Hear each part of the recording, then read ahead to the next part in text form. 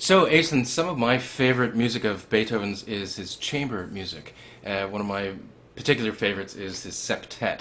And I've had the great opportunity to perform that with and without valves. And no matter the caliber of the violin player, that treacherous cadenza is just, it's extraordinary writing, for one. But to pull it off so exquisitely. It's just a marvel to hear you and to watch you play. Tell me about that whole process. How do you even get all those notes in?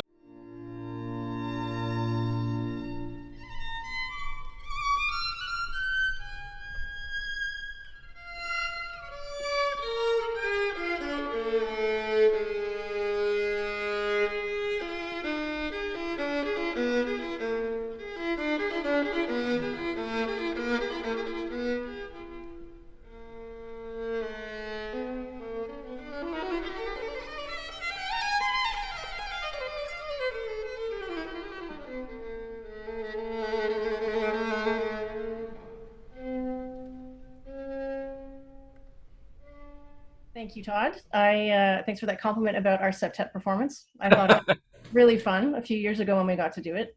That's great. Um, yeah, it's a great piece, and it was a very, very popular piece in its time. And I actually think Beethoven might have resented its popularity a little bit, although he, of Good. course, needed success and recognition to make money. I think he didn't love that people responded to it so much because it was in a lighter, less serious style than I think he wanted to continue composing in. But I don't know. Oh, Doesn't matter. It's kind of a. It's more of yeah. a. I would say like a concertante style, but with which means by that I mean a little bit lighter, a little bit more melodic, a little bit more Hmm. fun than maybe the symphonic stuff gets to be. However, with that in mind, it's still incredibly difficult for all of the players, Hmm. every instrument, all of the players.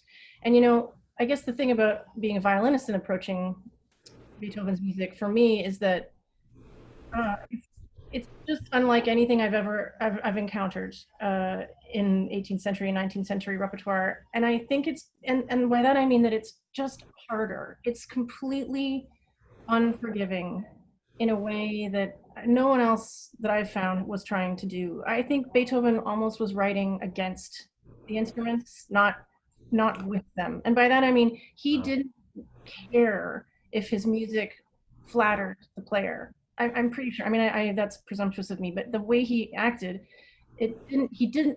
My concerns with my technical abilities and limitations were not anywhere on his radar. And so he would ask for, as you mentioned about the horn writing, he would ask also in the strings and the whole orchestra, he would ask for extreme dynamic range that had never been asked of before by a composer. So writing four Fs or four Ps to say like super loud, the loudest you've ever played, and then the softest you've ever played.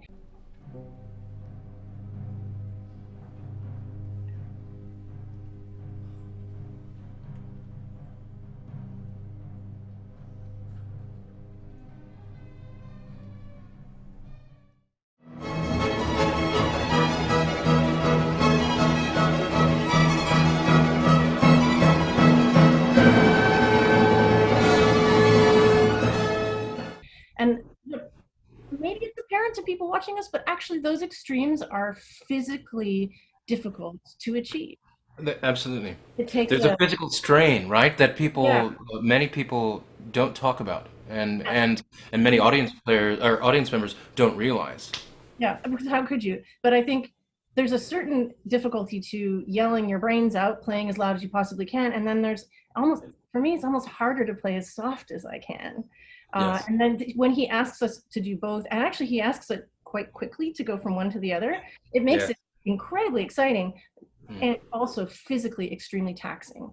And I think that Beethoven, the technical, like the way he writes fast notes on in the strings is just like nothing. Nobody who came before him. He just and he had excellent players around him. And I think he looked at them playing and thought, well, what can I make them do that's even that much harder? What can I do? What can I do to make it even that much more challenging? And I mean that as a compliment, frankly. And so he's like, okay, well, they played, they could play 60 notes in that bar. I'm going to have them play 100 notes in that bar. And so we find ourselves, as you know, I have gut strings on my instrument, and Mm. I am. producing sound by actually scraping my bow across the top of the strings. Well, eventually there's a moment where I've scraped my bow across the string so much that the string breaks because it breaks down. It's a natural material. So it's not uncommon to go to a symphony performance of Beethoven on period instruments and see one or more violinists break a string because they have broken it by actually sawing through it, because Beethoven has asked us to play so many notes, and then playing so many notes, it's very taxing on your muscles as well. My right arm often feels like it's doing some kind of Olympic disc throwing event at the end of well, almost any of the symphonies, famously Eroica.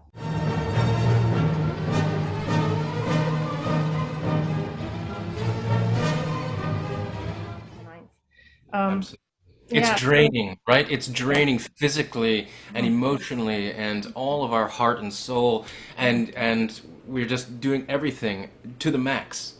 Yeah. And if you're not, you're just not doing it right. Right. Thank you, Todd. I mean, I think that's the kernel of the meaning that I seek in Beethoven, and that's I think one of the reasons that it's been such a loss to not be able to celebrate this composer and these compositions at H&H.